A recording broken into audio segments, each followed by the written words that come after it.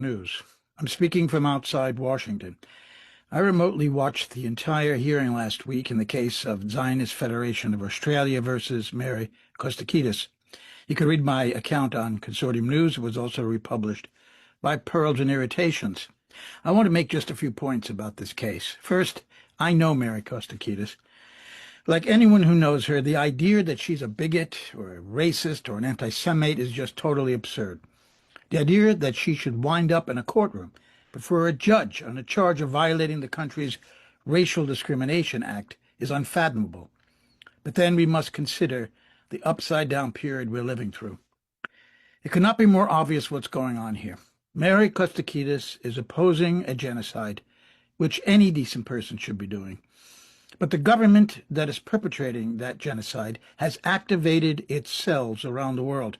These cells include powerful governments, intelligence agencies, law enforcement, influential mainstream media, online influencers, and lobbyists like the Zionist Federation of Australia to punish anyone who's trying to stop Israel from committing its crimes.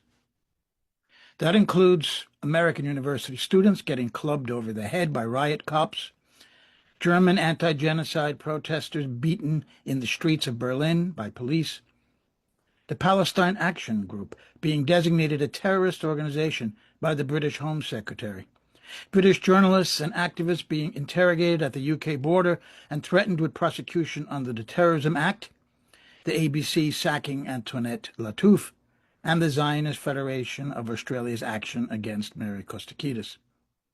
The central issue in her case will be whether criticizing Israel is equal to anti-Semitic hatred. Mary's barrister rightly focused last week on the July 1 case of Wertheim versus Haddad, in which Justice Angus Stewart ruled that, quote, political criticism of Israel, however inflammatory or adversarial, is not by its nature criticism of Jews in general or based on Jewish racial or ethnic identity, and that it is not anti-Semitic to criticize Israel. Full stop. Could not be any clearer. But will the court in Mary's case be swayed? That's impossible to say at this point. The idea that the court is even taking the Zionist Federation of Australia seriously so far is troubling.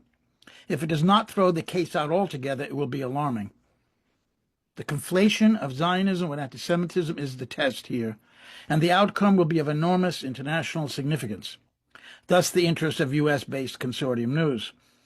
There is no comparable case in the United States, not yet at least, of a journalist, and a very prominent one at that, being hauled into court accused of racial hatred for taking a principled stand against genocide and the government carrying it out.